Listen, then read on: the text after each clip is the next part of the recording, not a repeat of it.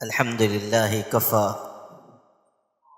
والصلاة والسلام على من اصطفى أما بعد.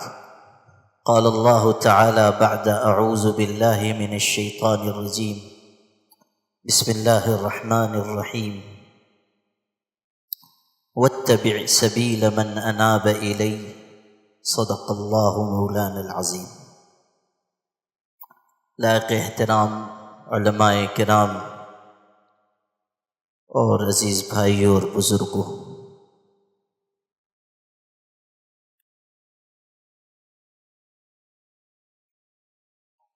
حضرت سلطان باہو رحمۃ اللہ علیہ ایک بڑے بزرگ اور صاحب نسبت شخص گزرے ہیں۔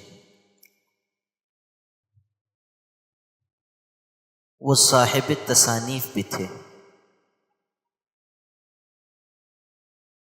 کتابوں میں ان کی تقریباً 140 تصنیفات کا ذکر ملتا ہے۔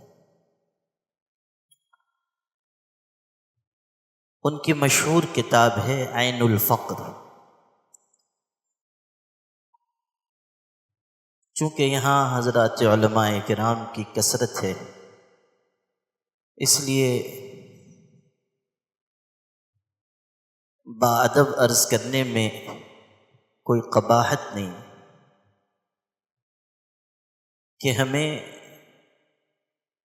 محبت و معرفت سے لبریز ان کی کتابوں کو ضرور پڑھنا چاہیے۔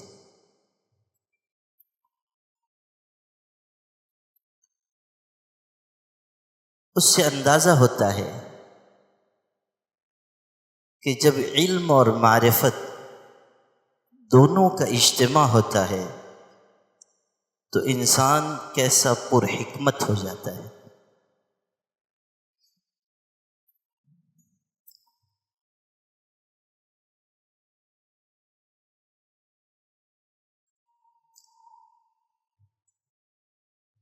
حضرت سلطان باہو رحمۃ اللہ علیہ صاحب علم بھی تھے اور صاحب ذکر بھی تھے۔ یہ جو باہو کہا گیا وہ ان کا نام نہیں تھا، وہ تو ایک لقب پڑ گیا، فارسی کی ایک ترکیب۔ اللہ کے ذکر کی کثرت کی وجہ سے ان کا لقب بن گئی، چونکہ وہ بکثرت اللہ کہتے تھے، ذکر کرتے تھے، تو اس لیے نام ہی پڑ گیا باہو۔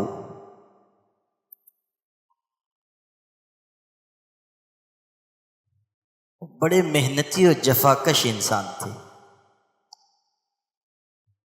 کھیت میں خود ہل چلاتے تھے،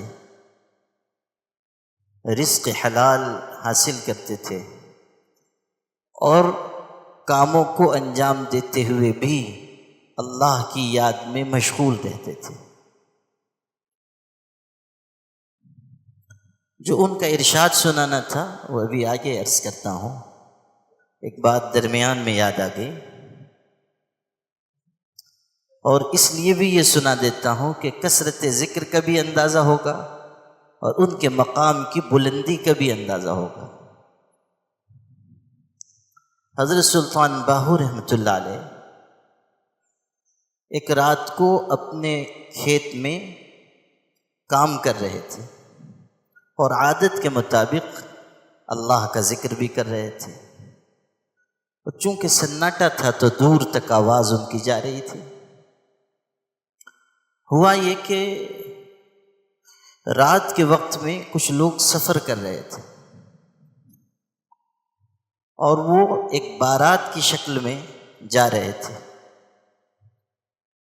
اور ایک بستی ہے محمد پور، اب وہ پڑوس میں ہے، محمد پور ان کو جانا تھا، لیکن رات کا اندھیرا اور پھر بارش اور طوفان اس کی وجہ سے راستہ بھول گئے، اور کوئی مل بھی نہیں رہا تھا کہ جس سے راستہ پوچھیں۔ تو جب ان کو اللہ کے ذکر کی آواز آئی، یہ کھیت میں اللہ کا ذکر کر رہے ہیں، تو انہوں نے خیال کیا کہ چلیں کسی آدمی کو تو پتہ معلوم ہوا اس سے کچھ آگے کی رہنمائی لیں. گئے، سلام دریافت خیریت کے بعد کہا کہ ہم لوگ راستہ بھٹک گئے ہیں اور ہم کو محمد پور جانا ہے. ہم کو محمد پور جانا ہے اور راستہ ہم بھٹک گئے ہیں. آپ اگر راستہ بتا دیں تو بڑی مہربانی. حضرت سلطان باہو نے پوچھا کہاں جانا ہے؟ کہا محمد پور. کہا اچھا ٹھیک، راستہ کیا بتاؤں تم کو؟ میرے ساتھ ساتھ چلو میں پہنچا دیتا ہوں. وہ لوگ بھی خوش ہو گئے کہ اچھا بھلا آدمی مل گیا جو مقام تک لے جا کر ہمیں پہنچا دے گا.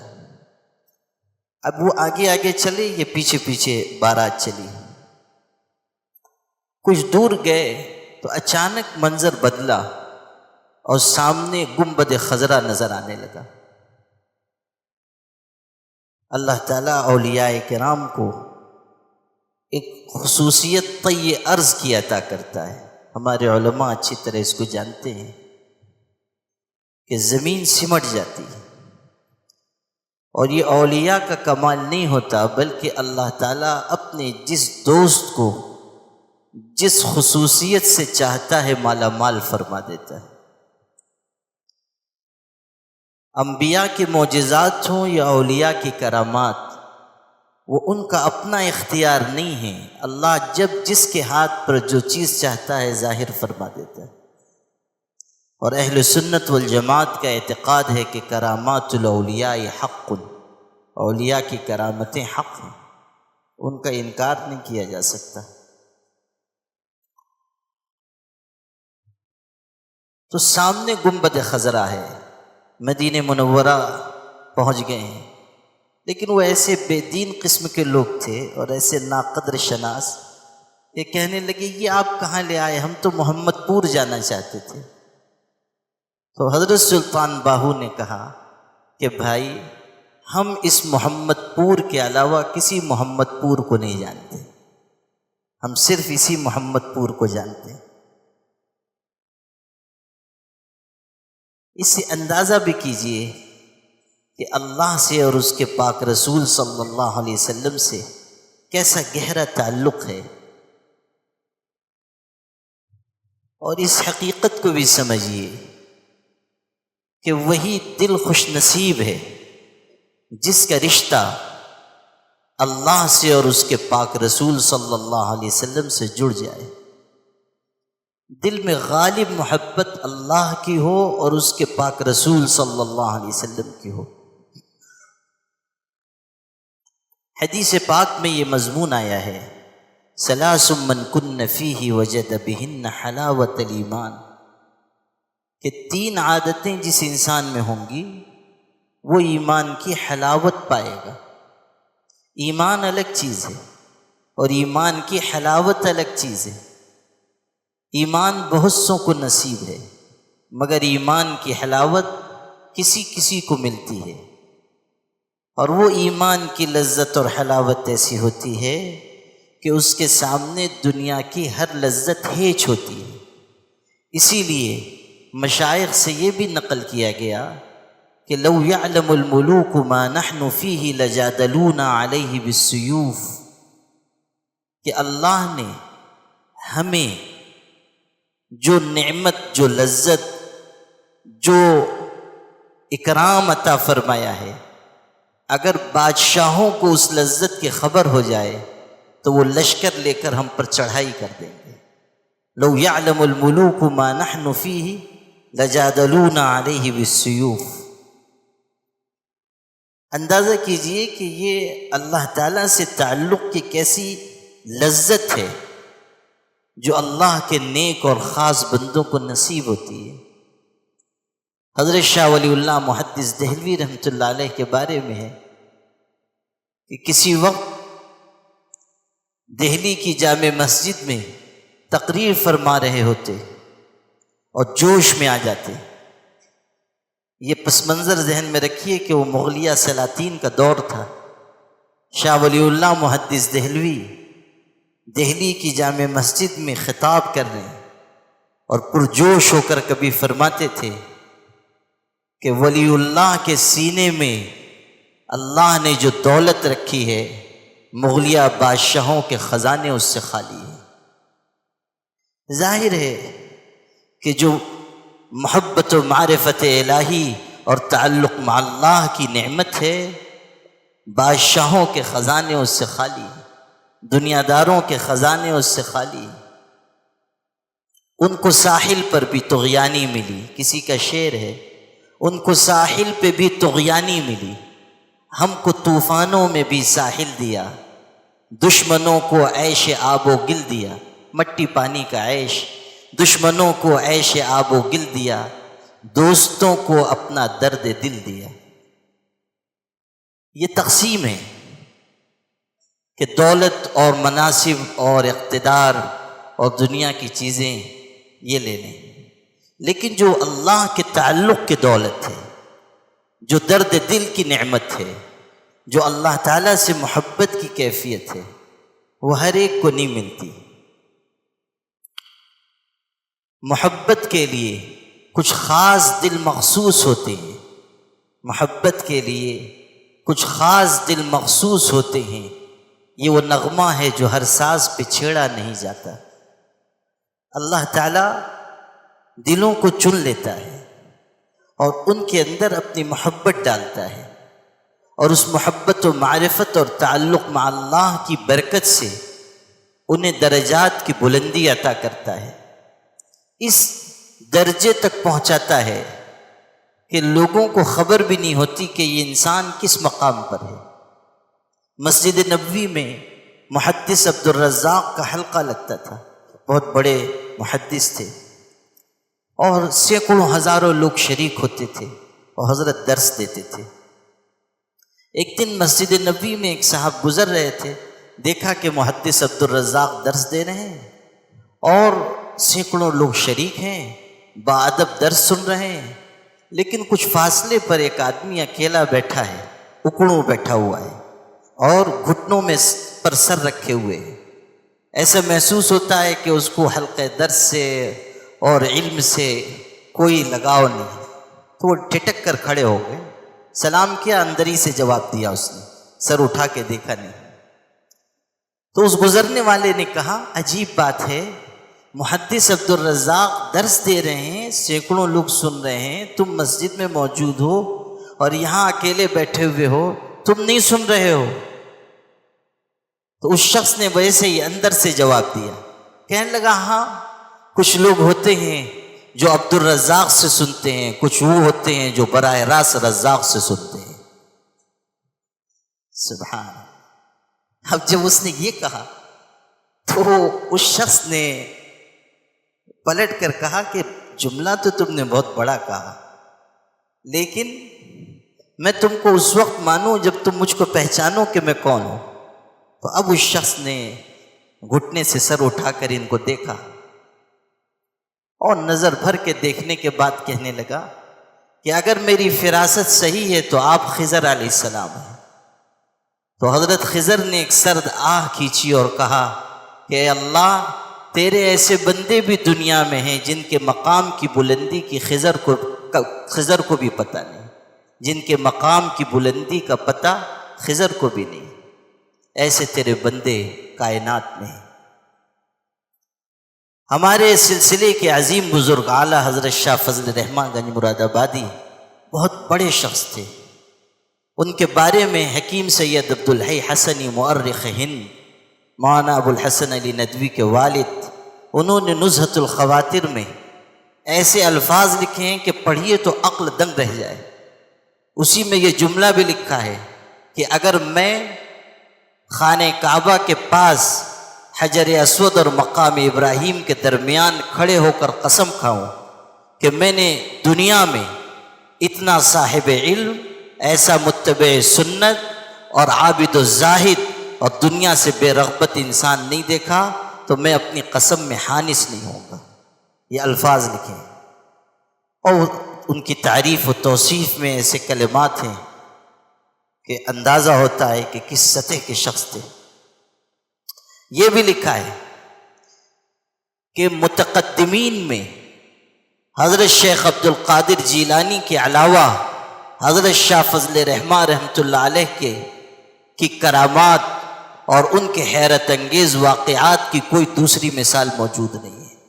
متقدمین میں بھی، متاخرین میں تو جانے دیجیے، متقدمین میں بھی حضرت شیخ عبد القادر جیلانی کے علاوہ کوئی دوسری مثال موجود نہیں ہے۔ ایسے بڑے شخص تھے۔ اب سنیے ان کا ارشاد۔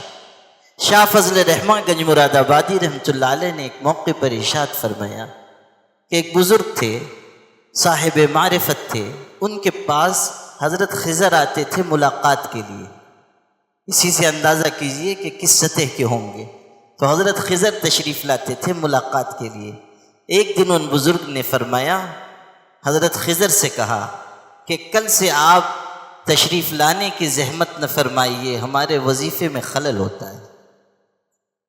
کل سے آپ تشریف لانے کی زحمت نہ فرمائیے، ہمارے وظیفے میں خلل ہوتا ہے۔ سبحان اللہ، کیسے لوگ ہیں اور اللہ نے کیسا مقام بلند ان کو عطا فرمایا ہے۔ یہ جو تعلق مع اللہ کی دولت ہے، یہ انسان کو بلندیوں تک پہنچاتی ہے۔ انسان امنگوں اور آرزوؤں سے آگے نہیں بڑھتا، زبانی دعوے سے آگے نہیں بڑھتا۔ تصوف کی راہ تو وہ ہے جہاں پہلے دن دعوے کا سر قلم کیا جاتا ہے اور دعا سے انسان کا رشتہ جوڑا جاتا ہے۔ یہاں دعویٰ نہیں ہے، یہاں دعا ہے، عاجزی اور عاجزی اور عاجزی۔ جس انسان کے اندر کبر ہو، چاہے وہ کسی بزرگ کا خلیفہ ہو، کسی بڑی مسند پر بیٹھا ہوا ہو، وہ مشہور تو ہو سکتا ہے، صاحب نسبت نہیں ہو سکتا۔ معیار یہ ہے کہ انسان کے اندر صفات ہوں، اس کے اندر عاجزی آئے، فروتنی آئے، انکساری آئے، جھکاؤ آئے، اس کے اندر اپنے آپ کو مٹا دینے کی ادا آئے۔ وہ ایسے جیے کہ انا من المسلمین، میں بھی ایک عام مسلمان ہوں۔ اس کے اندر دل سے یہ احساس پیدا ہو کہ میں کچھ بھی نہیں ہوں، جو کچھ ہے وہ میرے اللہ کی عطا ہے۔ زبان سے اظہار کی بات نہیں ہے، بلکہ دل سے اس بات کا یقین کہ میرے اندر کوئی خوبی اور کمال نہیں ہے، جو کچھ ہے وہ میرے اللہ کی عطا ہے۔ زبان سے اظہار اور دل میں کبر کا ہونا یہ بھی بہت بڑی مصیبت ہے۔ انسان یہ کہے کہ میں تو حقیر فقیر ہوں، پر تقصیر ہوں، اور پھر دل کے اندر تکبر کا 2.5 فٹ کا بت موجود ہے۔ وہ کہہ رہے ہیں کہ میں بڑا حقیر فقیر گنہگار پر تقصیر ہوں، آپ پلٹ کے کہہ دیجئے کہ واقعی میں آپ کو ایسے ہی سمجھتا ہوں۔ پھر دیکھیے ان کی عاجزی کا عالم، پھر دیکھیے ان کی انکساری کا عالم، پھر دیکھیے ان کی تواضع کا عالم۔ حضرت مولانا رشید احمد گنگوہی رحمۃ اللہ علیہ سبق پڑھا رہے تھے۔ کتنے عظیم محدث ہیں، کتنے بڑے بزرگ ہیں۔ چونکہ حضرات علماء کی کثرت ہے اس لیے یہ عرض کر رہا ہوں۔ حدیث آئی، لا تفضلونی علی یونس بن متہ، حضور ارشاد فرما رہے ہیں مجھ کو حضرت یونس پر فضیلت نہ دو، حضرت یونس پر مجھ کو فضیلت مت دو۔ یہ حدیث ہے اور صحیح حدیث ہے۔ اب جب یہ حدیث آئی تو طلبہ بھی تو جو پڑھنے والے تھے وہ کوئی معمولی لوگ نہیں تھے، حضرت گنگوہی سے پڑھنے والے ان کا ایک معیار تھا۔ تو انہوں نے کہا کہ لا تفضلونی علی یونس بن متہ، ایک طرف حدیث میں یہ ہے اور دوسری طرف حضرت خود کہہ رہے ہیں انا سید ولد آدم، تمام آدم کی اولاد کا میں سردار ہوں، اور حضرت کا مقام اور منصب اور آپ کا رتبہ تو مسلم ہے، اور تمام انبیاء سے آپ کی افضلیت ثابت شدہ ہے۔ پھر آپ یہ کیوں کہہ رہے ہیں لا تفضلونی علی یونس بن متہ؟ یہ تو دونوں ٹکرا گئی بات۔ آپ تو دنیا میں سب سے بڑھ کر ہیں، آپ جیسا کوئی نہیں۔ انبیاء علیہم السلام کی عظمت، ان کی شان، ان کا مقام سب مسلم، لیکن حضور اکرم صلی اللہ علیہ وسلم کی سیادت اور آپ کی افضلیت وہ تو طے شدہ ہے۔ حضور صلی اللہ علیہ وسلم درجات میں سب سے بڑھ کر ہیں، سب سے آگے ہیں۔ یوں تو دنیا میں پیغمبر بھی نبی بھی آئے، یوں تو دنیا میں پیغمبر بھی نبی بھی آئے، مصلح ملی و ملکی و رشی بھی آئے، حق کے جوئندہ و حق کے ولی بھی آئے، واقف و محرم سر ازلی بھی آئے دنیا میں بہت پاک و مکرم بن کر، آیا نہ کوئی مگر رحمت عالم بن کر۔ یہ شان تو صرف حضور صلی اللہ علیہ وسلم کی، اور آپ سے بڑھ کر کائنات میں کون ہوگا؟ پھر آپ فرما رہے ہیں لا تفضلونی علی یونس ابن متہ، حضرت یونس پر مجھ کو فضیلت نہ دو۔ تو طلبہ نے اشکال کیا، حضرت نے جواب دیا، پھر اس پر اشکال کیا، بات بہت لمبی ہو جائے گی اس لیے مختصر واقعہ ذکر کر رہا ہوں۔ پھر اشکال کیا، حضرت نے جواب دیا، پھر اشکال کیا، حضرت نے جواب دیا، لیکن طلبہ ہی تھے نا، اور طلبہ تو اکھاڑے میں اتر جاتے ہیں تو پھر اپنے حساب کتاب سے سوال کرتے ہیں۔ طالب علم اگر پڑھا لکھا ہو تو اس سے مقابلہ آسان نہیں ہے، طالب علم تو آسمانی مخلوق ہے۔ حضرت اورنگزیب عالمگیر رحمۃ اللہ علیہ کے ایک وزیر کو طلبہ علماء سے کچھ دوری تھی، وہ ہمیشہ کہتا تھا کہ یہ لوگ ان میں صلاحیت نہیں ہوتی، ان میں استعداد نہیں ہوتی۔ ایک دن حضرت اورنگزیب کھڑے ہوئے تھے، وزیر بھی تھے، اتنے میں ایک طالب علم گزرا، تو وزیر پھر کچھ کہنے لگا۔ حضرت اورنگزیب نے کہا کیوں ان بیچاروں کے پیچھے لگے رہتے ہو؟ اس نے کہا دیکھیے میں امتحان لیتا ہوں۔ کہا اچھا لے لو۔ بلایا، اب پوچھنا تھا تو کوئی فقہ کا مسئلہ پوچھتا، کوئی تفسیر کا مسئلہ پوچھتا، لیکن اس کو تو نیچا دکھانا تھا نا۔ تو اس نے کہا کہ یہ جو سامنے تالاب ہے، اس تالاب میں کتنے پیالے پانی ہیں یہ بتا دو، تالاب میں کتنے پیالے پانی ہیں بتا دو۔ اب ہم لوگ ہوتے تو ہار مان جاتے، لیکن وہ طالب علم تھا۔ اس نے کہا وزیر صاحب پہلے پیالے کا سائز تو متعین کیجئے، اگر تالاب کے برابر پیالہ ہے تو ایک پیالہ پانی، اگر تالاب کا آدھا ہے تو 2 پیالہ پانی، اگر چوتھائی ہے تو 4 پیالہ پانی، اگر 8ویں حصے کے برابر ہے تو 8 پیالہ پانی، اور اس کو گھٹاتا چلا گیا۔ اب وزیر صاحب نے تو گھر جا کے 2 رکعت صلاۃ التوبہ پڑھی ہوگی کہ آئندہ کسی طالب علم سے منہ نہیں لگوں گا۔ تو طالب علم ہوتا ہے۔ حضرت گنگوئی جیسے شخص سے طلبہ بار بار اشکال کر رہے ہیں، جواب مل رہا ہے، لیکن پھر اشکال، آخر میں سنیے، جو سنانا تھا وہ سنیے۔ حضرت گنگوئی رحمۃ اللہ علیہ نے آخر میں فرمایا تم بتاؤ میرے بارے میں تمہاری کیا رائے ہے؟ طلبہ سے پوچھا میرے بارے میں تمہاری کیا رائے ہے؟ تو طلبہ نے کہا کہ آپ تو عالم یگانہ ہیں، آپ تو حکیم فرزانہ ہیں، آپ تو اس وقت علماء کے امام ہیں، معرفت کے امام ہیں، ایسے ہیں ویسے ہیں، تعریف کی۔ حضرت سنتے رہے۔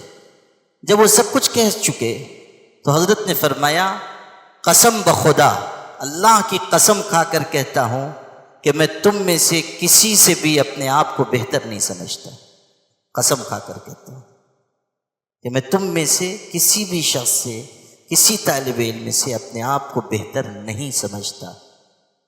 اور اس طرح جواب دیا اس حدیث شریف کا کہ لا تفضلونی علی یونس ابن متہ، کہ اگر حضرت یہ فرما رہے ہیں تو تواضع کی وجہ سے فرما رہے ہیں، ورنہ آپ کا مقام تو یہ ہے کہ انبیاء علیہم السلام آپ سے درجے میں نیچے ہیں، اور آپ سب سے بلند تر، آپ کا درجہ اور مقام تو یہ ہے کہ سید الملائک جبریل بھی سدرۃ المنتہا پر ہاتھ جوڑیں اور کہیں کہ اس حد سے آگے کوئی نبی مرسل یا ملک مقرب نہیں جا سکتا، اگر جائیں گے تو صرف آپ جائیں گے، یہ تاج عزت صرف آپ کے سر کی زینت بنایا گیا ہے، یہاں سے اگر میں بھی آگے بڑھوں تو میرے پر جل جائیں گے۔ اسی کو ایک ہندو شاعر نے یوں کہا کہ ہزاروں جبریل الجھے ہوئے ہیں گرد راہ میں، ہزاروں جبریل الجھے ہوئے ہیں گرد راہ میں، نہ جانے کس بلندی پہ ہے کاشانہ محمد کا، نہ جانے کس بلندی پہ ہے کاشانہ محمد کا صلی اللہ علیہ وسلم۔ تو حضور صلی اللہ علیہ وسلم اپنے بلند تر مقام کے باوجود تواضع کی بنیاد پر یہ فرما رہے ہیں۔ حضرت گنگوہی کی بات سنانی تھی کہ اتنے بڑے عالم ہیں، اتنے بڑے بزرگ ہیں، لیکن دل کی کیفیت یہ ہے کہ قسم کھا کر کہہ رہے ہیں، کسی بناوٹ کی وجہ سے نہیں، تکلف میں نہیں، قسم کھا کر کہہ رہے ہیں اپنے شاگردوں سے کہ میں تم سے اپنے آپ کو حقیر اور کمتر سمجھتا ہوں۔ تصوف و سلوک عاجزی سکھاتا ہے، یہ راہ تربیت کی راہ ہے، یہ راہ انسان کو اپنے اندر سے نفسانیت نکالنے کی دعوت دیتی ہے، یہ راہ انسان کو انسان بنانے کی دعوت دیتی ہے۔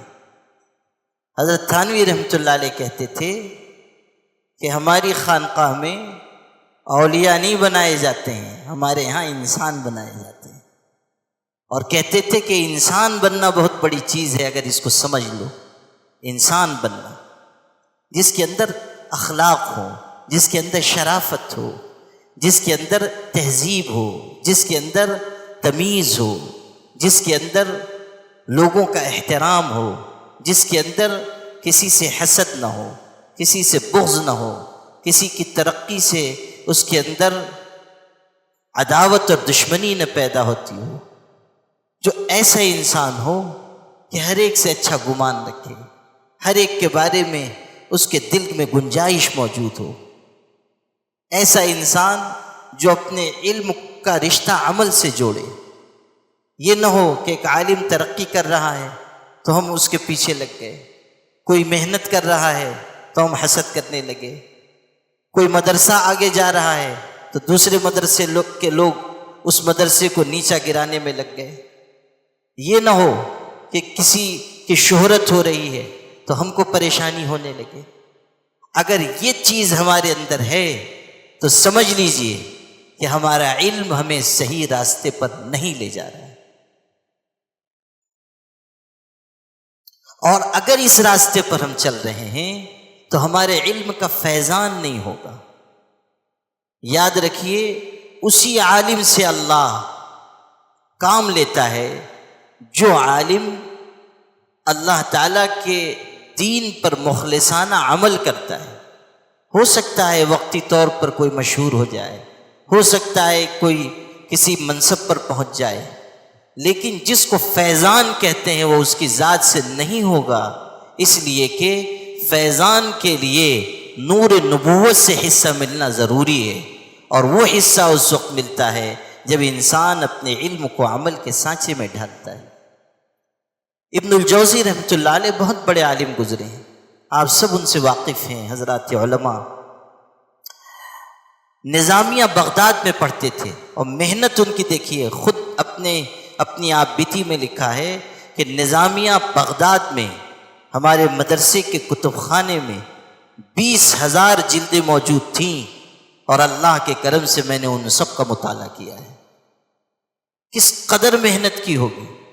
پھر لکھنے پر آئے تو اتنا لکھا کہ اس زمانے میں جو قلم کے تراشے جمع ہوئے، لکڑی کا قلم ہوتا تھا، تو وصیت کی کہ میرے قلم کے تراشوں سے غسل میت کا پانی اس کو گرم کیا جائے۔ وہ تراشے باقی رہے، پانی گرم ہو گیا، اتنے تراشے تھے جس سے انہوں نے کتابیں لکھی۔ واعظ و خطیب تھے، تقریر کرتے تھے، ہزاروں کا مجمع ششدر رہ جاتا تھا، اور بسا اوقات 1 لاکھ لوگ ان کے وعظ میں شریک ہوتے تھے۔ تاثیر کا عالم یہ ہوتا تھا کہ بعض لوگ بے ہوش ہو جاتے تھے۔ خود فرمایا کہ اس فقیر کے ہاتھ پر 1 لاکھ سے زیادہ بڑے بڑے گنہگاروں نے توبہ کی ہے، اور 20,000 سے زیادہ غیر مسلموں نے ایمان قبول کیا ہے۔ اندازہ کیجئے کہ کیسا صاحب فیضان شخص تھا، اور آج تک ان کی کتابیں پڑھی جا رہی ہیں، لوگ فائدہ اٹھا رہے ہیں۔ اب سنیے جو بات ان کی سنانا تھی، اپنی ایک کتاب میں سید الخاطر میں انہوں نے لکھا ہے وہ عبارت ہم سب اہل علم کے لیے بہت ہی نصیحت آموز ہے۔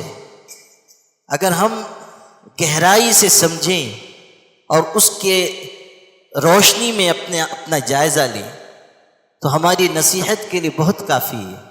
ارشاد فرمایا رأیت اقواما ينتسبون الى العلم امهلوا نظر الحق جل وعلا في الخلوات فمحا محاسن ذکرهم في الجلوات فكانوا موجودين كالمعدومين لا حلاوة لرؤيتهم ولا قلب يحن الى لقائهم۔ فرماتے ہیں کہ میں نے بہت سے علماء کو دیکھا کہ انہوں نے غفلت اور معصیت سے اپنے آپ کو بچایا نہیں، تنہائیوں کے گناہوں سے اپنے آپ کو بچایا نہیں، نتیجہ یہ نکلا کہ خلوت میں غفلت برتی تو اللہ نے جلوت میں ان کے عقیدت و محبت کا خاتمہ کر دیا۔ فمحا محاسن ذکرہم فی الجلوات، اللہ نے دلوں سے ان کی محبت نکال دی، اللہ نے ان کی عزت و عظمت کو خاک میں ملا دیا۔ فکانوا موجودین کالمعدومین، ان کا ہونا نہ ہونا برابر ہو گیا۔ فکانوا موجودین کالمعدومین، ان کا ہونا نہ ہونا برابر ہو گیا۔ لا حلاوت لرؤیتہم، کسی کو ان کے دیکھنے میں کوئی لذت نہیں ملتی، یعنی چہرے کا نور اللہ نے غائب کر دیا۔ عالم ہیں لیکن چہرے کا نور اللہ نے مٹا دیا، غفلت کی وجہ سے، معصیت کی وجہ سے، گناہ کی وجہ سے چہرے کا نور اللہ نے زائل کر دیا۔ فمحا محاسن ذکرہم فی الجلوات فکانوا موجودین کالمعدومین لا حلاوت لرؤیتہم، کسی دیکھنے والے کو ان کے دیکھنے میں کوئی کشش نہیں۔ حضرت علامہ انور شاہ کشمیری رحمۃ اللہ علیہ کتنے بڑے عالم ہیں، کتنے صاحب معرفت انسان ہیں۔ سفر کر رہے تھے، ریل سے سفر تھا اس زمانے میں، ایک اسٹیشن پر اترے، بہت سے لوگ زیارت کے لیے حاضر ہوئے، رات کا وقت تھا، کچھ لوگ گھیرے ہوئے ہیں۔ اتنے میں جو اسٹیشن ماسٹر تھا وہ گزرا، ہندو غیر مسلم، اس نے دیکھا کچھ لوگ جمع ہیں، وہ قریب آیا، ہاتھ میں لالٹین تھی اس کے، پوچھا کیا ہو رہا ہے؟ کہا کہ اللہ والے آئے ہیں، سادھو سنت آئے ہیں، بزرگ آئے ہیں۔ کہا ہم کو بھی دکھا دو، تو لوگوں نے جگہ چھوڑی، وہ آیا، وہ لالٹین اس نے ایسے یوں کی اور حضرت کا چہرہ دیکھا اور دیکھتا رہا، اور اتنا متاثر ہوا کہ اسی وقت ایمان قبول کر لیا، اور کہنے لگا کہ میرے دل سے یہ آواز آئی کہ ایسا پر نور چہرہ کسی جھوٹے انسان کا نہیں ہو سکتا۔ یہ شخص جس مذہب پر ہے وہ مذہب جھوٹا نہیں، یہ انسان جس راہ پر ہے وہ راہ جھوٹی نہیں، صرف چہرہ دیکھ کر ایمان قبول کر لیا۔ اندازہ کیجیے، لا حلاوت لرؤیتہم، ایک طرف یہ حال ہے کہ چہرے کی روشنی ایسی ہے کہ غیر مسلم کے دل کو اسیر بنا لے اور اس کو دائرہ اسلام میں داخل کر لے، اور دوسری طرف محرومی یہ ہے کہ گناہ اور غفلت اور معصیت کی وجہ سے چہرے کا نور غائب ہو جائے، اور غیر مسلم تو جانے دیں، مسلمان بھی ان کی طرف دیکھنا گوارا نہ کریں، ان کو کوئی کشش نہ ہو۔ ولا قلب یحن الی لقائہم، اور نہ کسی دل کو ان سے ملاقات کی طرف کوئی کشش ہوتی ہے۔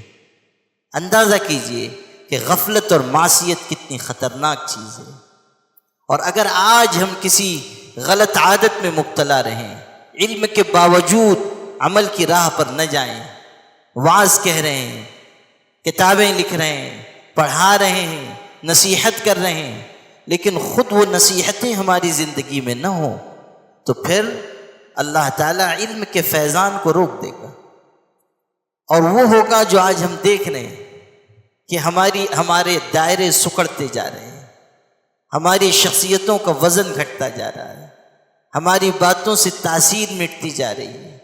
ہمیں احتساب کرنا چاہیے، ہم سب کو، مجھ کو، آپ کو، ہر عالم کو، کہ ہم کہاں کھڑے ہوئے ہیں۔ اگر اللہ نے علم کا منصب ہمیں دیا ہے تو یہ منصب عظمت بھی ہے اور منصب احتساب بھی ہے۔ یہ صرف عظمت نہیں ہے، یہ بہت بڑی ذمہ داری ہے۔ ہم غور کریں کہ ہم عالم ہونے کے ناطے کیا اپنی ذمہ داریوں کو پورا کر رہے ہیں؟ کیا ہمارا دل صاف ہے؟ کیا ہمارا دل شفاف ہے؟ کیا ہمارے اندر اللہ کے ذکر کی کیفیت ہے؟ کیا ہماری آنکھوں میں حیا ہے؟ کیا ہماری زبان پہ سچائی ہے؟ کیا ہم اپنے دوسرے بھائیوں کی ترقی سے خوش ہو رہے ہیں؟ کیا ایک مدرسے کے لوگ دوسرے مدرسے کے معاون بن رہے ہیں؟ کیا ایک امام سے دوسرا امام خوش ہو رہا ہے؟ ایک عالم دوسرے عالم کو آگے بڑھا رہا ہے؟ غور کرنا چاہیے۔ میرے والد صاحب کہتے تھے اور بہت ہی درد کے ساتھ کہتے تھے، فرماتے تھے کہ عالم کو عام طریقے پر عامی نقصان نہیں پہنچاتا، عالم کو عالم ہی نقصان پہنچاتا ہے۔ اور پھر یہ شعر پڑھتے تھے، کلہاڑی میں جو لکڑی کا دستہ نہ ہوتا، کلہاڑی میں جو لکڑی کا دستہ نہ ہوتا تو لکڑی کے کٹنے کا رستہ نہ ہوتا۔ اگر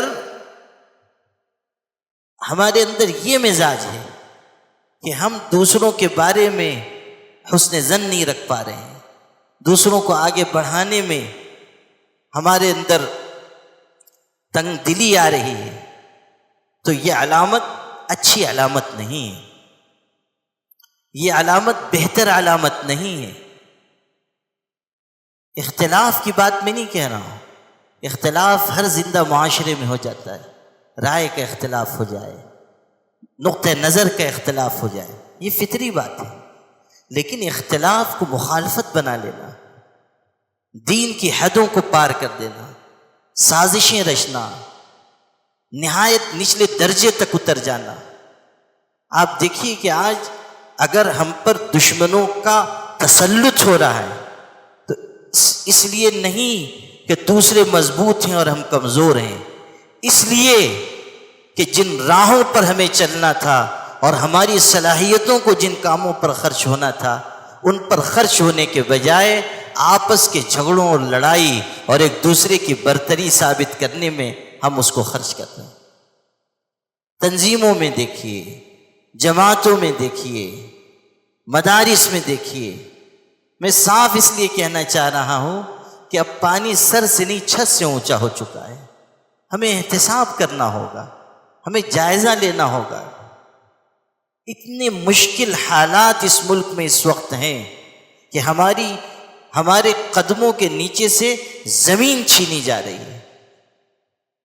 وقف کے سلسلے میں جو فیصلہ ابھی آیا ہے اور جس پر ہمارے حضرات کہہ رہے ہیں بہت سے لوگ کہ ہماری ایک طرح سے جیت ہو گئی ہے، فلاں ہو گیا ہے، میں آپ سے صاف عرض کرتا ہوں کہ یہ ناواقفیت کی بات ہے۔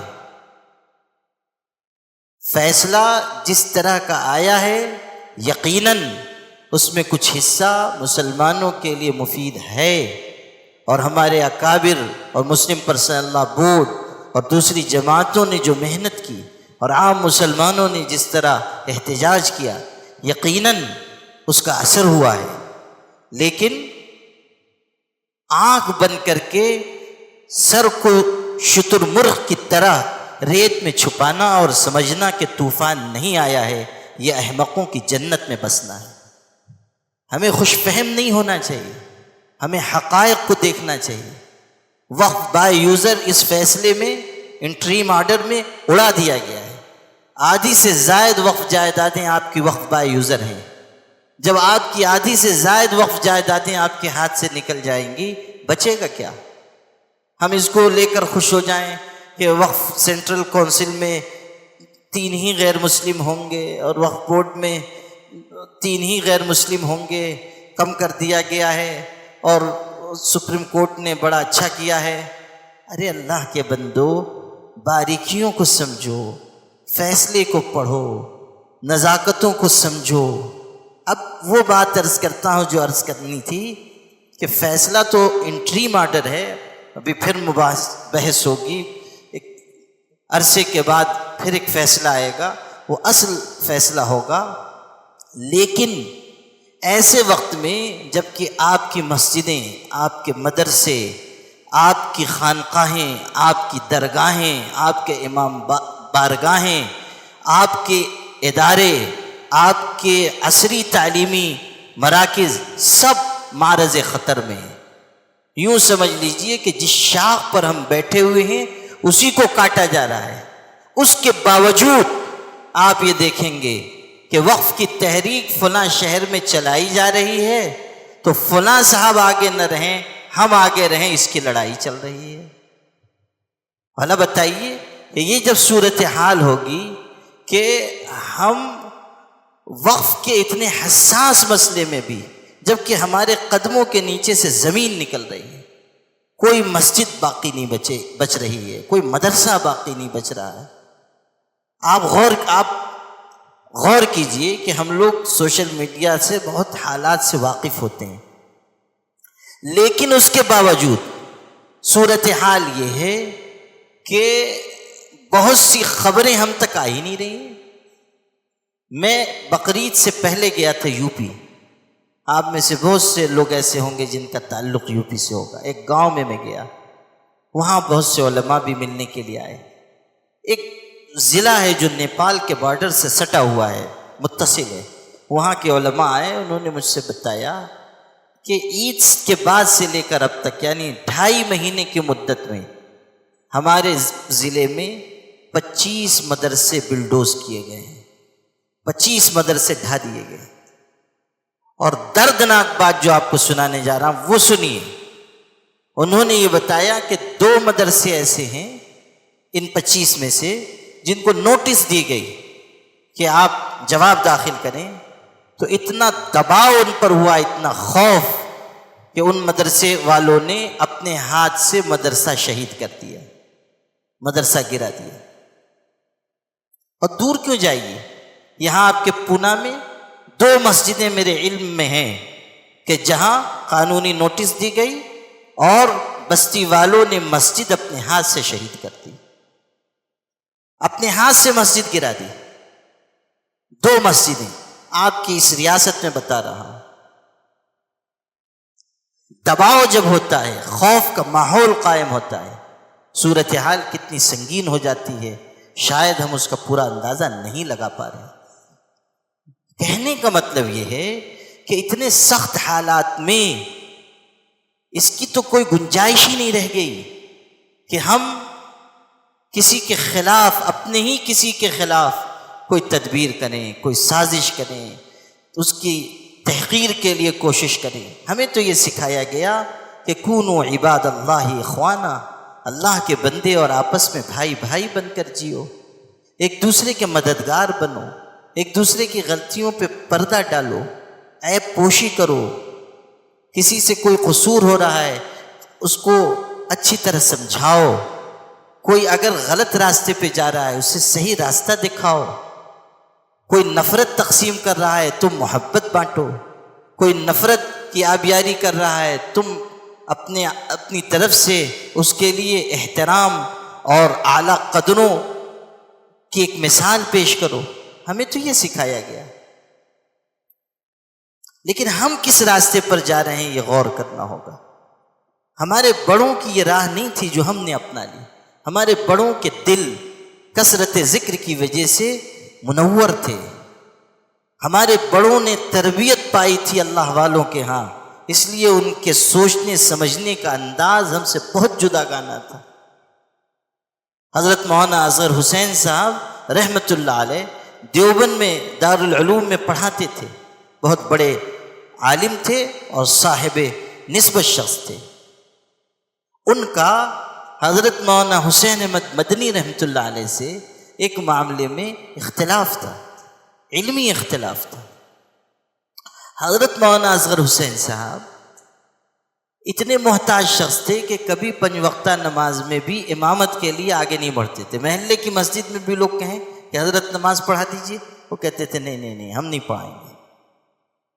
ہوا یہ کہ دیوبند میں ایک مرتبہ بارش نہیں ہوئی، خشک سالی ہو گئی، قحط ہو گیا، تو یہ ہوا کہ چلیں استسقاء کی نماز پڑھیں۔ اس زمانے میں انہی دونوں بزرگوں کی بہت شہرت تھی، تو ہوا کہ استسقاء کی نماز کون پڑھائے؟ تو مولانا اصغر حسین صاحب تو 5 وقتہ نماز ہی نہیں پڑھاتے تھے، تو استسقاء کی نماز کہاں پڑھائیں؟ تو یہ ہوا کہ حضرت مدنی پڑھا دیں۔ تو حضرت مدنی نے امامت فرمائی اور لوگوں نے اقتدا کی۔ ایک دن نماز ہوئی، بارش نہیں ہوئی، دوسرے دن نماز ہوئی، بارش نہیں ہوئی، تیسرے دن پھر نماز کا وقت ہوا اور حضرت مدنی بڑھ رہے تھے مصلی کی طرف کہ اتنے میں مولانا اصغر حسین صاحب، وہ بھی پیچھے رہتے تھے روز نماز میں، اس دن کھڑے ہو گئے اور کہا کہ حضرت اجازت ہو تو آج میں نماز پڑھا دوں۔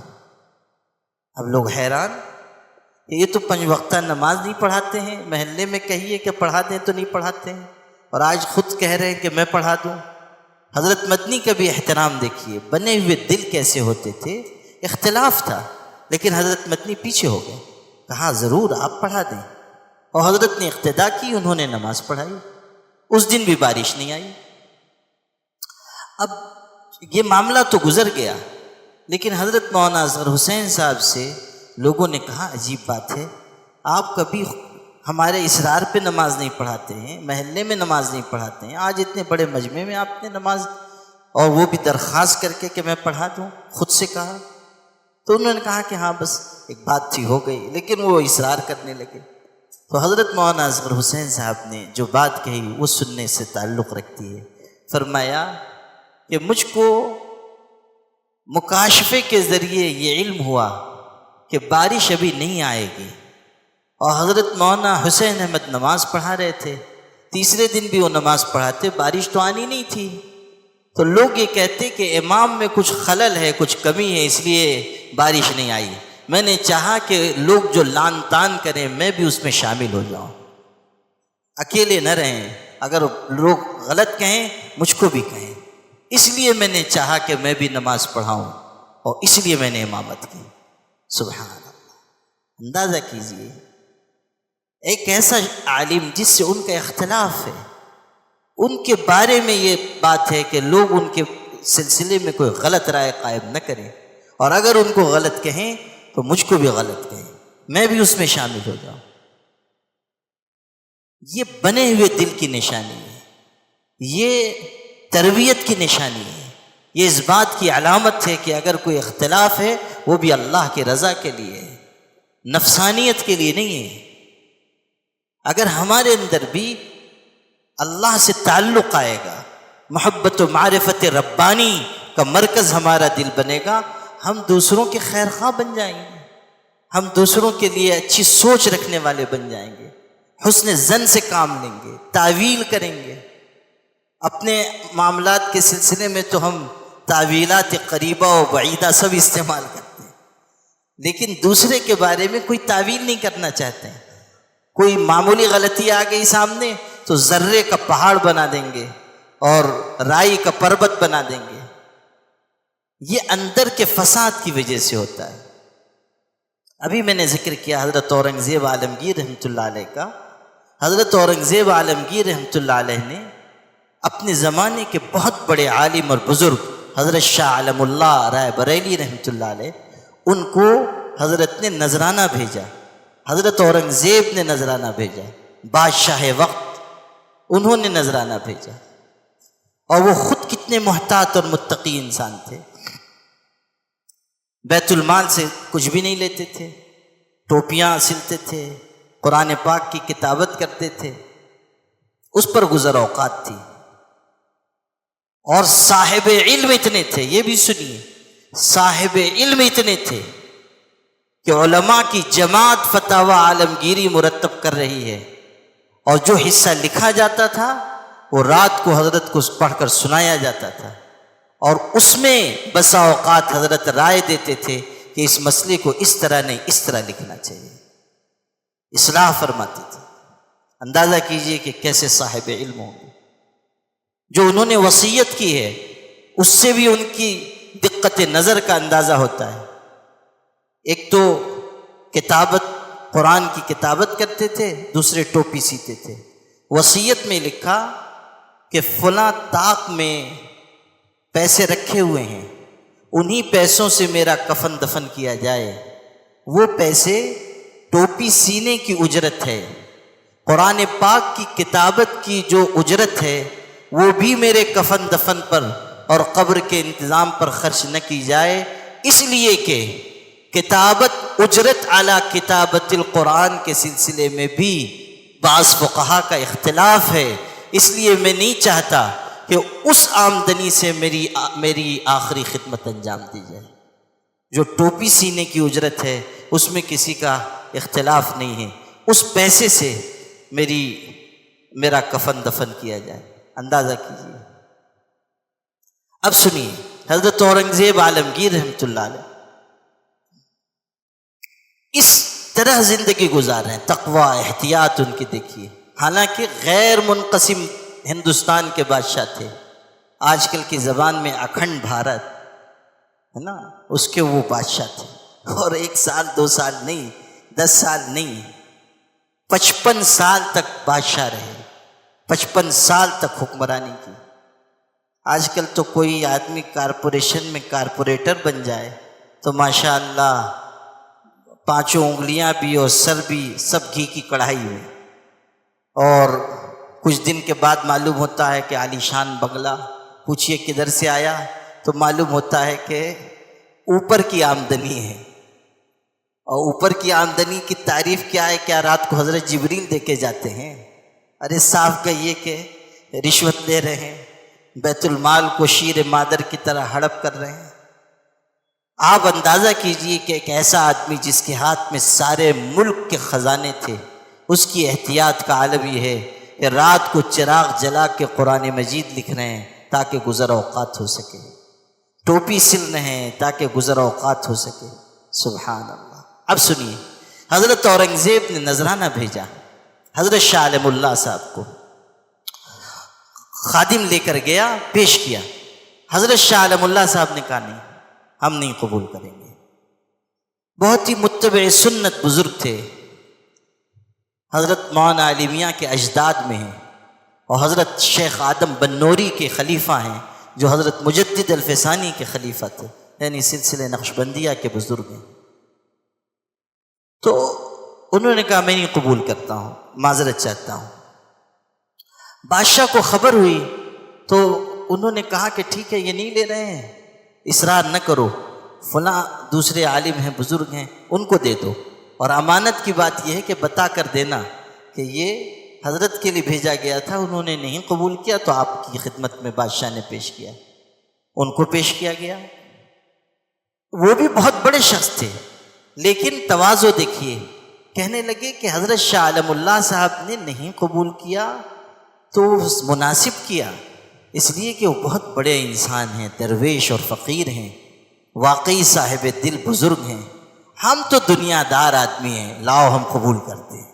یوں کہا، ہم دنیا دار ہیں، لاؤ ہم قبول کرتے ہیں، حالانکہ وہ خود بھی بڑے صاحب دل بزرگ تھے۔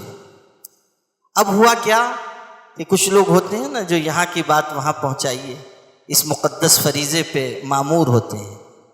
آپ کے ممرہ میں بھی ایسی نورانی مخلوق ہوگی اللہ کے فضل و کرم سے، جی ہاں، جو ادھر کی بات ادھر۔ ہمارے حضرت ابا جی مرحوم کہتے تھے کہ الحدیث یخرج منا شبرا ویرجع من العراق ذراعا، یہ بات ہمارے پاس سے نکلتی ہے تو ایک بالش کی ہوتی ہے، عراق سے گھوم کے آتی ہے تو ایک ہاتھ کی ہو جاتی ہے۔ تو بات تھوڑی سی ہوئی ہے، نقل کریں گے تو مرچ مسالہ۔ ہم لوگ چونکہ حاشیہ پڑھنے کے بہت عادی ہوتے ہیں، گھما گھما کے ساری کتاب کا حاشیہ پڑھتے ہیں، تو عملی زندگی میں بھی متن پہ حاشیہ چڑھا دیتے ہیں۔ تو کوئی آدمی تھے یہاں کے، وہاں جا کے نقل کر دیا حضرت شاہ عالم اللہ صاحب سے، ارے حضرت وہ جو آپ نے نذرانہ نہیں قبول کیا اور فلانے نے تو قبول کر لیا۔ اب آپ سوچئے کہ ہم لوگ ہوتے تو ہمارا رد عمل کیا ہوتا، تھوڑی دیر کے لیے سوچئے۔ اور اب سنیے حضرت اورنگزیب عالمگیر رحمۃ اللہ علیہ کے زمانے کے اس عالم ربانی اور متبع سنت و شریعت بزرگ کے الفاظ، اور سمجھیے کہ بنے ہوئے دل کی کیفیت کیا ہوتی ہے۔ حضرت شاہ عالم اللہ نے فرمایا کہ میاں اگر انہوں نے قبول کر لیا اچھا کیا، اس لیے کہ وہ تو سمندر کی طرح ہیں، سمندر میں اگر تھوڑی بہت ناپاکی گر جائے تو اس کا کچھ بنتا بگڑتا نہیں ہے۔ ہم تالاب کی طرح ہیں، تھوڑی بھی ناپاکی گرے گی ہم ناپاک ہو جائیں گے۔ وہ سمندر ہیں، وہ اتنی ناپاکی سے ان کو کچھ بگڑنے والا نہیں ہے۔ ہم تو تالاب کی طرح ہیں کہ تھوڑی سی بھی ناپاکی گرے گی ہم ناپاک ہو جائیں گے۔ سبحان اللہ۔ حسن تعویل دیکھیے، اپنے معاصر ایک دوسرے بزرگ کا احترام دیکھیے، ان کے عمل کی توجیہ کرنے کی عادت دیکھیے۔ یہ ہے بنے ہوئے دل کی کیفیت۔ جس انسان کا دل بنا ہوا ہوتا ہے وہ حاسد اور معاند نہیں بنتا، وہ دوسروں کو تکلیف پہنچانے والا نہیں بنتا۔ کسی کو اگر ذرہ برابر تکلیف اس سے ہو جائے وہ فوراً معافی مانگے گا۔ حضرت امام بخاری کتنے بڑے انسان ہیں۔ میرے والد صاحب کہتے تھے کہ امام بخاری کا نام وہاں تک پہنچا جہاں تک چاند سورج کی کرنیں پہنچتی ہیں۔ 1200 سال میں اتنا بڑا انسان پوری دنیا میں اس امت مسلمہ میں پیدا نہیں ہوا۔ علم حدیث کے مسلم امام ہیں امام بخاری، لیکن حالت کیا تھی وہ سنیے۔ خود ارشاد فرمایا مغتبت منذ ان علمت ان الغیبت تضر اہلها، کہ جب سے مجھ کو معلوم ہوا ہے کہ غیبت نقصان دہ ہے، آج تک میں نے کبھی کسی کی غیبت نہیں کی ہے۔ اور سنیے، ان کے زمانے کے ایک محدث تھے، نابینا تھے۔ ایک دن امام بخاری رحمۃ اللہ علیہ ان کی خدمت میں گئے، کہنے لگے حضرت معافی مانگنے کے لیے آیا ہوں۔ تو وہ نابینا بزرگ حیران ہوئے، کہنے لگے کہ میرا آپ کا کیا معاملہ ہو گیا جو آپ معافی مانگنے آئے؟ تو امام بخاری نے امیر المومنین فی الحدیث وہ فرمانے لگے کہ حضرت بات یہ ہے کہ ایک دن آپ حدیث بیان کر رہے تھے اور وہ حدیث مجھ کو بہت اچھی بھی معلوم ہو رہی تھی، لیکن آپ حدیث بیان کرتے ہوئے سر کو حرکت دے رہے تھے، سر کو ہلا رہے تھے۔ جو نابینا ہوتے ہیں کچھ حرکتیں ان کی غیر متوازن سی ہو جاتی ہیں، تو کہنے لگے کہ آپ سر کو حرکت دے رہے تھے، وہ دیکھ کر میرے ہونٹوں پر مسکراہٹ آ گئی۔ مجھ کو یہ اندیشہ ہے کہ کہیں قیامت کے دن اس پر میری پکڑ نہ ہو جائے، اس لیے معافی مانگنے آئے۔ اس نابینا انسان کو تو پتہ بھی نہیں ہوگا کہ ان کے ہونٹ پر مسکراہٹ آ گئی، یہ ہنس دیے، اور وہ بھی صرف سر ہلانے کی بات تھی، اور ایسا نہیں کہ کوئی خدا نخواستہ کوئی تحقیر کی بات تھی۔ ان کے الفاظ ہیں کہ آپ جو حدیث بیان فرما رہے تھے میرا دل اس کو سن کر خوش ہو رہا تھا، لیکن بے اختیار سر کی حرکت دیکھ کر مسکراہٹ آ گئی ہونٹوں پر، مجھ کو اندیشہ ہے کہیں قیامت کے دن میری پکڑ نہ ہو جائے۔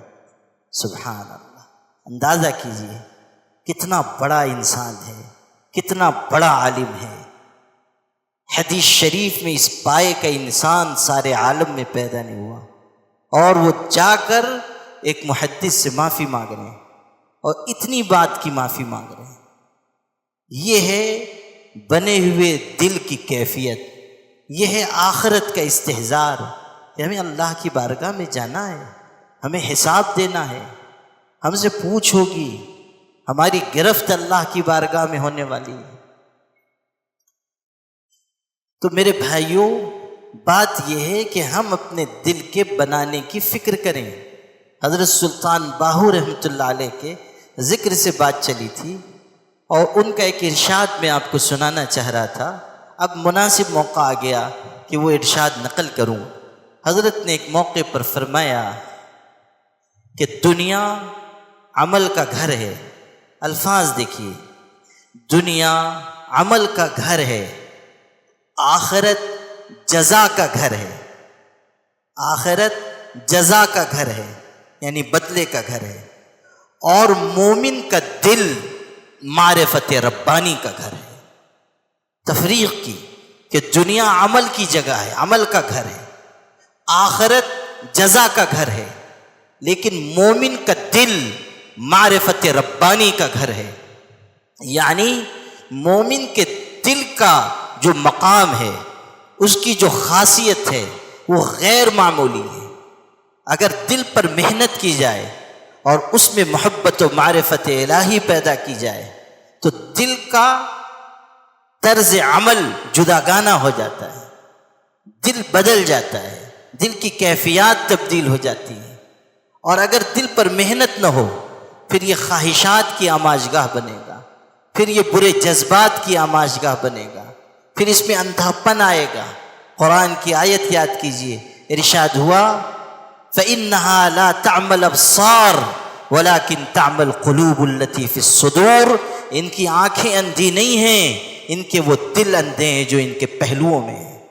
قرآن کہہ رہا ہے۔ ایک دوسرے مقام پر یہودیوں سے کہا گیا ثم قست قلوبکم من بعد ذلک فہی کالحجارۃ او اشد قسوہ، تمہارے دل سخت ہو گئے پتھر کی طرح، بلکہ پتھر سے بھی زیادہ سخت ہو گئے کہ پتھر میں بھی کسی وقت نمی پیدا ہو جاتی ہے، مگر تمہارے مردہ دل میں کبھی نمی نہیں پیدا ہوتی۔ ثم قست قلوبکم من بعد ذلک فہی کالحجارۃ او اشد قسوہ۔ دل برا ہو جائے گا اگر ہم دل پر محنت نہ کریں، دل کے اندر طرح طرح کی نجاستیں پیدا ہو جائیں گی اگر ہم دل پر محنت نہ کریں۔ یہ آپ نے پڑھا ہوگا قرآن کی یہ آیت جس میں حضرت ابراہیم علیہ السلام کا تذکرہ ہے، اور یہ ذکر ہے کہ ایک موقع پر انہوں نے کہا کہ مردہ کیسے زندہ ہوں گے بتایا جائے۔ پھر سوال ہوا کیا تم کو یقین نہیں؟ انہوں نے کہا اور ایمان بڑھ جائے۔ پھر ان کو ایک راستہ بتایا گیا کہ 4 پرندوں کو لیں، 4 پرندوں کو لیں اور ان 4 پرندوں کو اپنے سے مانوس کریں، پھر ان کو ذبح کر دیں، پھر ان کے گوشت کو ملا دیں، پھر پہاڑیوں پر رکھ دیں، پھر آواز دیں تو وہ سب پرندے دوڑتے بھاگتے زندہ ہو کر آ جائیں گے۔ قرآن میں اس کا تذکرہ ہے، سورہ بقرہ میں آیات ہیں، اور ہم سب پڑھتے ہیں، لیکن اس کی گہرائی میں اترنے کی ضرورت ہے۔ 4 پرندے تھے، 4 پرندے، اور ان کی موت اور موت کے بعد زندگی کا تذکرہ ہے، اور یہ بعث بعد الموت کی دلیل ہے جو سورہ بقرہ میں اور واقعات کے علاوہ آئی ہے، موت کے بعد زندہ ہونے کی ایک دلیل ہے۔ لیکن جو ابھی عرض کرنے جا رہا ہوں وہ معرفت کا نقطہ ہے، اور وہ نقطہ یہ ہے کہ 4 پرندوں کی موت ہو رہی ہے اور پھر زندگی مل رہی ہے، یعنی موت اور پھر زندگی، یہ ایک تصور دیا گیا ہے۔ اس میں نقطہ ہے کہ جب تمہارا نفس مرے گا تب تمہارا قلب زندہ ہوگا، موت کے بعد زندگی ہے، یعنی موت جب تمہارے نفس کو موت آئے گی، یعنی نفسانی خواہشات کو کچلو گے، اس کو مارو گے، تب تمہارے قلب کی زندگی کا آغاز ہوگا۔ اور پھر یہ بھی سنیے کہ ایک صاحب معرفت انسان نے اس کی غیر معمولی تشریح یہ بھی کی کہ 4 پرندے تھے جن کو لینے کا حکم دیا گیا، اور پھر یہ پورا واقعہ انہی 4 پرندوں کے ساتھ ہوا۔ ایک کوا تھا، ایک مرغ تھا، ایک کبوتر اور ایک مور۔ یہ 4 پرندوں کا ذکر قرآن مجید کی ہر تفسیر میں آپ کو ملے گا کہ جو 4 پرندے حضرت ابراہیم نے لیے تھے، مرغ تھا اور مور تھا اور کبوتر اور اس کے ساتھ ایک اور کوا، 4 پرندے۔ اب دیکھیے یہ 4 پرندوں کو انہی کی تخصیص کیوں کی گئی، اس کو سمجھیے، اور صاحب معرفت شخص کی یہ بات سنیے۔ وہ کہہ رہے ہیں کہ یہ 4 پرندے در حقیقت ایک استعارہ ہیں، ایک علامت ہیں۔ وہ یہ کہ مور کے اندر زیب و زینت کی نمود و نمائش کی کیفیت ہوتی ہے، اسی طرح کبوتر کے اندر خواہشات ہوتی ہیں، مرغ کے اندر جنسی ترغیبات زیادہ ہوتی ہیں، اور کوے کے اندر حرص و ہوس کی کیفیت ہوتی ہے۔ گویا کہ اشارہ کیا گیا کہ تم اپنے اندر سے زیب و زینت، حرص و ہوس، اسی طرح اپنے اندر سے ایسی ناجائز خواہشات جو تم کو بے حیائی کی طرف لے جائیں، ان سے اپنے آپ کو بچاؤ۔ جب ان ساری خواہشات کو تم مارو گے تب اللہ تمہارے قلب کو زندگی عطا فرمائے گا۔ یہ ایک استعارہ اور ایک علامت ذکر کی گئی کہ ان پرندوں کی جو اصل خصوصیت ہے، اس خصوصیت کے پیش نظر اپنی اصلاح کرو گے تب اللہ تعالیٰ تمہارے لیے معرفت کے دروازے کھول دے گا۔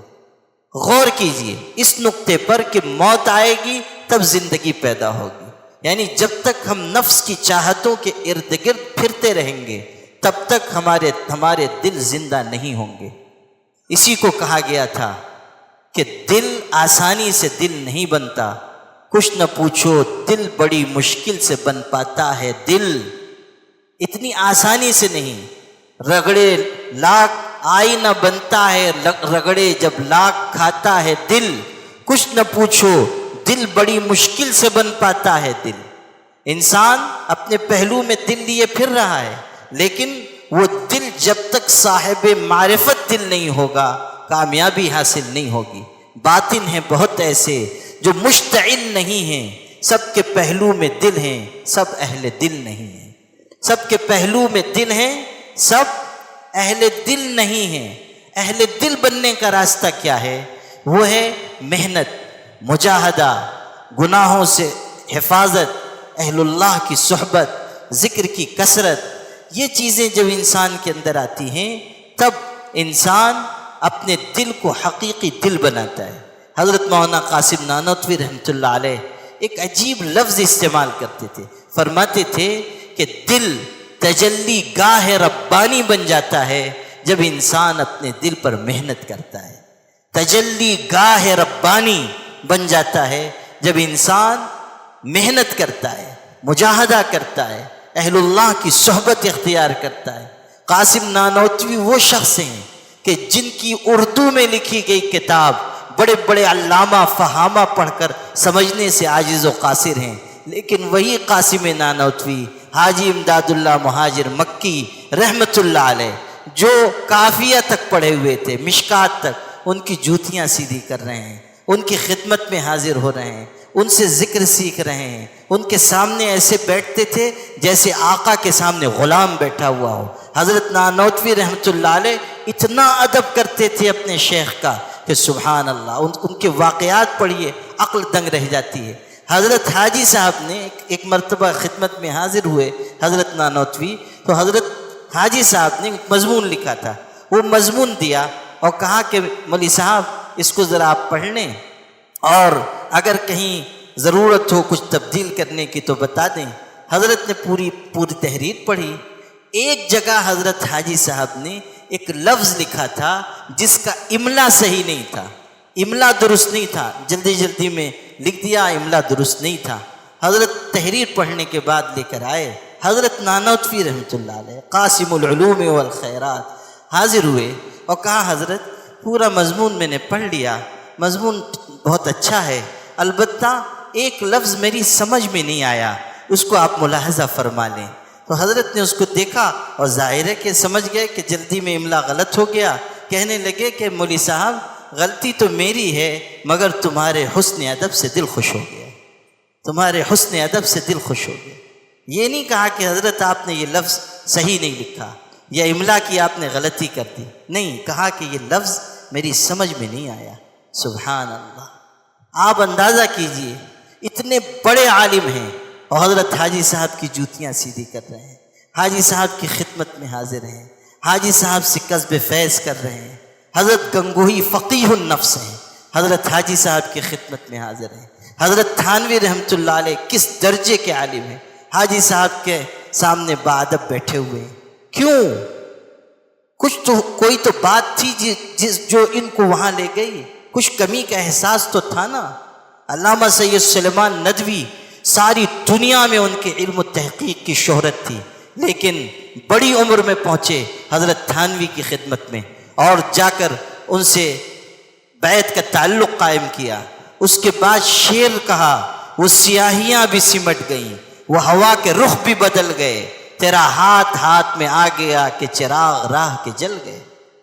حضرت تھانوی رحمۃ اللہ علیہ کے بارے میں، حالانکہ وہ ندوی تھے، لوگوں نے بہت شور کیا کہ آپ تو ندوہ کے پڑے ہیں اور سرپرست ہیں، آپ کہاں چلے گئے؟ حضرت تھانوی سے بیعت ہو گئے اور ان کو پیر بنا لیا۔ حضرت علامہ سید سلیمان ندوی رحمۃ اللہ علیہ نے فرمایا کہ سنو، میں نے نماز کے سلسلے میں اتنی ضخیم کتاب لکھی ہے، لیکن سچ بتاتا ہوں جب تک تھانہ بھون نہیں گیا مجھ کو حقیقی نماز پڑھنی نہیں آئی۔ اعتراف دیکھیے، کمی کا احساس دیکھیے۔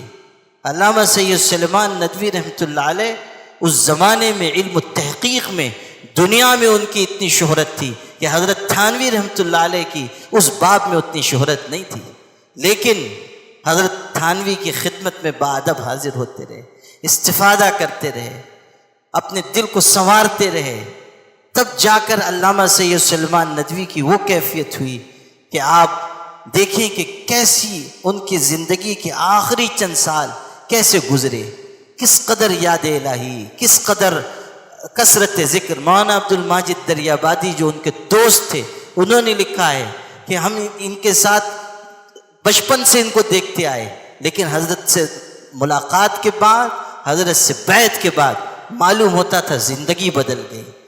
ان قدرتی طور سے، فطری طور سے، طبعی طور سے نیند کچھ زیادہ تھی۔ کہتے ہیں کہ پہلے نیند کا غلبہ زیادہ ہوتا تھا، لیکن حضرت تھانوی سے بیعت کے بعد ہم نے دیکھا شب بیدار بن گئے، تہجد گزار بن گئے، اور اللہ کی یاد میں اور خلوت میں رہنے لگے۔ سبحان اللہ، یہ ہے وہ چیز کہ جو انسان کے اندر تبدیلی لاتی ہے۔ صاحب نسبت لوگوں سے تعلق انسان کو آگے بڑھاتا ہے۔ میرے بھائیوں، مجھے بھی ضرورت ہے، آپ سب کو بھی ضرورت ہے، ہم کہیں نہ کہیں اپنی اصلاح کا رشتہ قائم کریں، اپنی اصلاح کی فکر کریں، اپنے دل کو حقیقی دل بنانے کی محنت کریں۔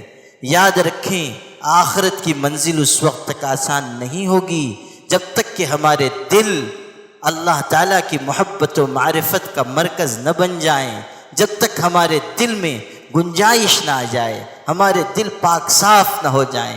اسی کو قرآن نے کہا، یوم لا ينفع مال ولا بنون الا من اتى اللہ بقلب سلیم۔ قیامت کے دن مال و اولاد کام نہیں آئیں گے، کام آئے گی تو یہ چیز کہ انسان صاف ستھرا دل لے کر اللہ کی بارگاہ میں حاضر ہو۔ یہ نہ سمجھیے کہ ہم عالم ہیں ہمیں ضرورت نہیں، یہ نہ سمجھیے کہ ہم عام انسان ہیں ہمیں ضرورت نہیں۔ ہر شخص کو خواہ عالم ہو یا عامی تربیت کی ضرورت ہے، اور تربیت کے بغیر ہم آگے نہیں بڑھ سکتے، ہمارے دل مجلہ مصفہ نہیں ہو سکتے۔ اقبال مشرق و مغرب میں پھرے، علوم مشرق و مغرب کو جانا، فلسفے کے امام کہلائے، شاعر مشرق اور حکیم امت کہلائے۔ اس کے بعد انہوں نے سارے تجربوں کا نچوڑ ایک شعر میں عرض کیا، فرمایا خیرت کے پاس خبر کے سوا کچھ اور نہیں، خیرت کے پاس خبر کے سوا کچھ اور نہیں، تیرا علاج نظر کے سوا کچھ اور نہیں، تیرا علاج نظر کے سوا کچھ اور نہیں۔ نظر سے جو فیضان ملتا ہے وہ کسی اور چیز سے نہیں مل سکتا۔ انہی کے معاصر شاعر اکبر کہتے ہیں، نہ کتابوں سے، نہ وعظوں سے، نہ زر سے پیدا، دین ہوتا ہے بزرگوں کی نظر سے پیدا۔ وآخر دعوانا الحمدللہ رب العالمین۔